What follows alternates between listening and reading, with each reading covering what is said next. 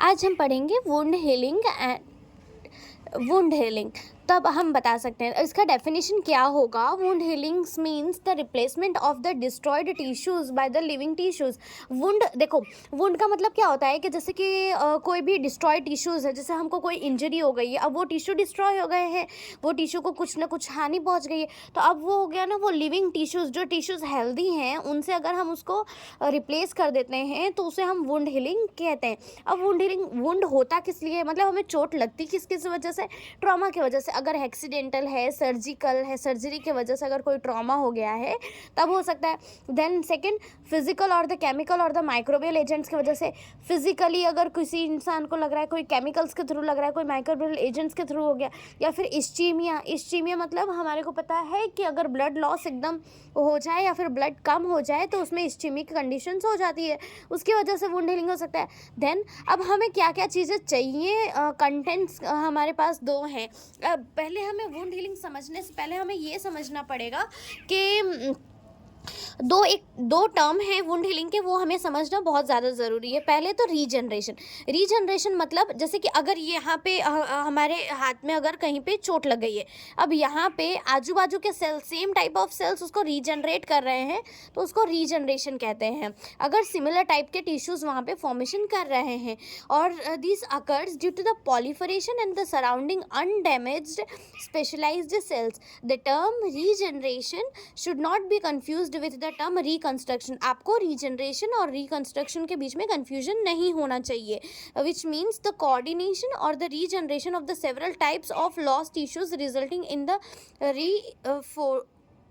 Formations of the whole organ और the limb. Repair, अब दूसरा एक टर्म है रिपेयर और रीजनरेशन में एक ही फ़र्क है। जैसे रिपेयर का मतलब क्या होता है कि अगर यहाँ पे हमें चोट लग गई है और यहाँ के आजू बाजू के टिश्यूज़ इतने ज़्यादा कैपेबल नहीं है वहाँ पे करने के लिए, मतलब उसका रिप्लेसमेंट करने के लिए, उस टाइम अगर वहाँ पे फाइब्रोसिस हो रहा है या फिर स्कार टिश्यूज़ फॉर्मेशन हो रहा है, ग्रैनुलेशन टिश्यूज़ फॉर्मेशन हो रहा है, उनके वजह से यहाँ पे कैसा था कि सिमिलर टाइप ऑफ सेल्स से अगर टिश्यूज़ से उसका रिप्लेसमेंट था, और यहाँ पे उसका जो लॉस्ट टिश्यूज है उनका रिप्लेसमेंट किससे है, ग्रैनुलेशन टिश्यूज से, या तो फिर फाइब्रोसिस से, या फिर स्कार से, तो उसको हम बोलते हैं रिपेयर।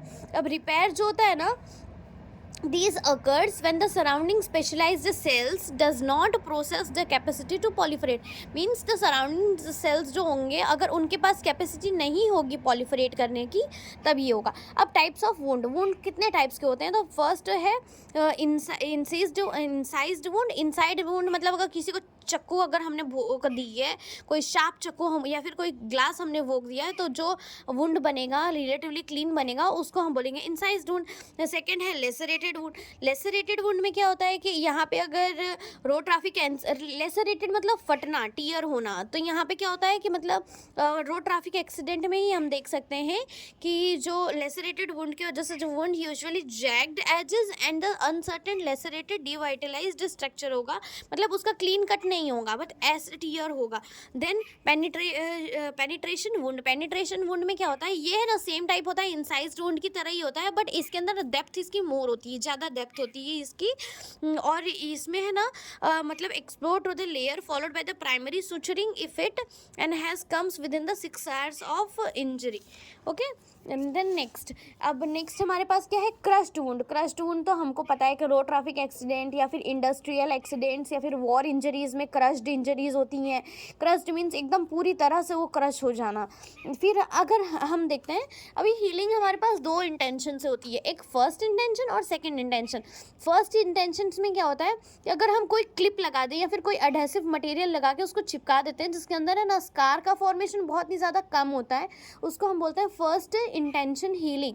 और सेकेंड इंटेंशन हीलिंग में क्या होता है कि जो स्किन है ना उसके अंदर आपको सूचरिंग करना पड़ता है, मतलब irreparable skin loss of the wound becomes infected and the breaked open. Primary suturing is not possible, मतलब इसमें primary suturing means adhesive suturing यहाँ पे पॉसिबल नहीं है, बट इसके अंदर करना होता है। और ये जो वुंड जो होता है ना, having the more time to heal, ये ज़्यादा टाइम लेता है हील होने के लिए। अब हम देखेंगे कि वुंड हीलिंग का जो प्रोसीजर है कि कोई भी जगह पे अगर कोई चोट लग गई है तो उसमें हीलिंग किस तरह से होता है। तो पहले इन्फ्लामेशन होगा वहाँ पे। मतलब अगर कोई भी जगह है वहाँ पे अगर चोट लग गई है, जैसे समझो यहाँ पे अगर चोट लग गई है तो यहाँ पे सबसे पहले इन्फ्लामेशन होगा, मीन्स स्वेलिंग हो जाएगी, रेडनेस, रूबर, ट्यूबर, स्वेलिंग, डॉलर, ये सारे जो साइंस ऑफ इन्फ्लामेशंस हैं वो यहाँ पे हमको दिखाई देंगे, ठीक है। और उसके बाद में साइंस ऑफ इन्फ्लामेशन क्या क्या है, रूबर है, ट्यूमर है, स्वेलिंग है, डॉलर है, और उसके बाद लॉस ऑफ फंक्शन है। रूबर मीन्स रेडनेस, ट्यूमर मीन्स वहाँ पे स्वेलिंग का फॉर्मेशन, डॉलर मीन्स वहाँ पे पेन होना और वहाँ पे स्वेलिंग हो जाना। उसके बाद लॉस ऑफ फंक्शन, वहाँ का एरिया जो है वहाँ पे थोड़ा लॉस ऑफ फंक्शनिंग हो जाती है। अब इन्फ्लामेशन में क्या है, immediately after the disruptive of the tissues integration either by the accidental trauma और by the surgeon's knife inflammation starts. मतलब ऐसा बोल रहा है कि अगर कोई भी एक्सीडेंटल ट्रॉमा हो जाएगा तो उसके बाद में हम देखेंगे कि यहाँ पे इन्फ्लामेशन का प्रोसेस स्टार्ट हो जाएगा। सबसे पहले मतलब इन्फ्लामेशन में क्या होगा कि जो वाइट सेल्स होंगे ना वो वहाँ पे जाएंगे, माइग्रेट करेंगे और एनगल्फ करेंगे removal of the cellular debris को और इंजर्ड टिश्यू फ्रेगमेंट्स को। Clinically inflammation is presented by the redness, tenderness, heat, swelling and the loss of functions. Redness, rubor, tenderness, tumour, tenderness, heat, calor and loss of function, ये है हमारे इन्फ्लामेशंस के science. मतलब पहले तो रेडनेस होगा, लाल लाल हो जाएगा, उसके बाद टेंडरनेस होगा, फिर हीट होगा, वहाँ पे थोड़ी हॉटी सब्सटेंस लगेंगी, देन स्वेलिंग होगा, फूल जाएगा, लॉस ऑफ फंक्शन, वहाँ पे आपको फंक्शनिंग नहीं दिखाई देगा। फिर वुंड कॉन्ट्रैक्शन, वुंड कॉन्ट्रैक्शन में क्या है, has been noticed open wound जो होगा ना टिश्यूज, लॉस ऑफ सेंचुरीज। तो यहाँ पे पहले तो क्या होगा, रिमूवल ऑफ द फ्लूइड्स का रिमूवल होगा। देन अगर कोई भी कॉन्ट्रैक्शन होगा, मतलब कोलेजन्स जो है वहाँ पे वो कॉन्ट्रैक्ट करेंगे, जो ग्रेनुलेशन टिश्यूज है वहाँ पे कॉन्ट्रैक्ट करेंगे। देन एप्थलाइजेशन होगा, मतलब in the skin wound the epidermis immediately adjacent to the wound edges begins thickening on the first day. मतलब आजू बाजू के जो स्किन्स होंगे एपिडर्मिस स्किन के, तो वो वहाँ पे आएंगे और थिकनिंग करेंगे। मार्जिनल बेसल सेल्स जो होंगे वो लॉस कर देंगे उनके फर्म अटैचमेंट्स और फिर वो अंडरलाइन करेंगे डर्मिस में और फिर एनलार्ज करेंगे, बिगन करेंगे to migrate into the wound पे वो माइग्रेट करेंगे। विद इन 48 आवर्स में एंटायर वुंड सरफेस का रीएप्थलाइजेशन हो जाता है। उसके बाद क्या होगा, ग्रेनुलेशन टिश्यू फॉर्मेशन होगा। उसमें क्या होगा, the haematoma with in the wound is soon replaced by the granulation tissue, से वो रिप्लेस हो जाएगा और कंसिस्ट करेगा न्यू कैपिलरीज और फाइब्रोब्लास्ट। इसमें दो फेजेस होते हैं, एक तो फेज ऑफ ट्रॉमेटिक इन्फ्लामेशन, एक फेज ऑफ लीशंस, और उसके बाद सेकेंड स्टेज में स्टेज ऑफ वेस्कुलराइजेशन और द स्टेज ऑफ डीवेस्कुलराइजेशन। अब स्कार रिमॉडलिंग में क्या होता है कि जैसे कि last stage of the wound healing approximately 12 hours after the injury has been occurred when the inflammation is established the epithelial migrate. देखो मतलब अगर इंजरी हुई है अप्रॉक्सीमेटली, उसके बाद 12 घंटे के बाद आफ्टर इंजरी के बाद में वहाँ पे इन्फ्लामेशन इस्टेब्लिश हो जाएगा, एप्थलाइजेशन हो जाएगा। First which is the first clean cut science of the rebuilding occurs more effectively the clause linkage between the physical weave and the collagen's subunit is responsible for the rapid gain in the strength of the secondary wound। मतलब scar remodelling जो होता है ना वो एक type का strength form करता है वो वहाँ पे इंजर्ड पार्ट पे। अब इसके कॉम्प्लिकेशंस क्या क्या होंगे, एक तो इम्प्लांटेशन सिस्ट हो सकता है, सिस्ट का फॉर्मेशन हो सकता है। देन सेकंड पेनफुल स्कार हो सकता है। सिक्रूटाइजेशन मतलब कोई भी डिफॉर्मिटीज़ हैं वो स्किन एरियाज़ में वो हो सकता है, या तो फिर कीलॉइड का फॉर्मेशन है, नियोप्लाज्म का फॉर्मेशन है। अब हम देखेंगे फैक्टर्स कौन से हैं जो इन्फ्लुएंस करते हैं वुंड हीलिंग को। जनरल फैक्टर्स हमारे पास क्या क्या है, फर्स्ट एज। हमें पता है कि जो स्मॉल चिल्ड्रंस होते हैं ना उनकी इम्यूनिटी बहुत ज़्यादा अच्छी होती है और बहुत ज़्यादा हाई होती है, और जो ओल्ड एज वाले होते हैं उनकी इम्यूनिटी बहुत कम होती है, इस्चेमिक होते हैं वो, या तो फिर डायबिटिक होते हैं, या फिर उनके अंदर कोई ना कोई डेबिलिटीज़ होती हैं। तो मतलब हम ये कह सकते हैं कि जो एज मतलब यंग एज में अगर कोई इंजरी हुई है तो उसका सबसे पहले हील उसका बहुत जल्दी होने लगेगा, और ओल्ड एज में थोड़ा टाइम लगेगा उसको हील होने में। न्यूट्रिशंस में क्या है, जैसे कि प्रोटीन डेफिशिएंसी है, विटामिन सी सी की डेफिशिएंसी, ए की डेफिशिएंसी, जिंक, कैल्शियम, कॉपर या फिर मैग्नीशियम की डेफिशिएंसी है तो उसमें थोड़ा तकलीफ होती है।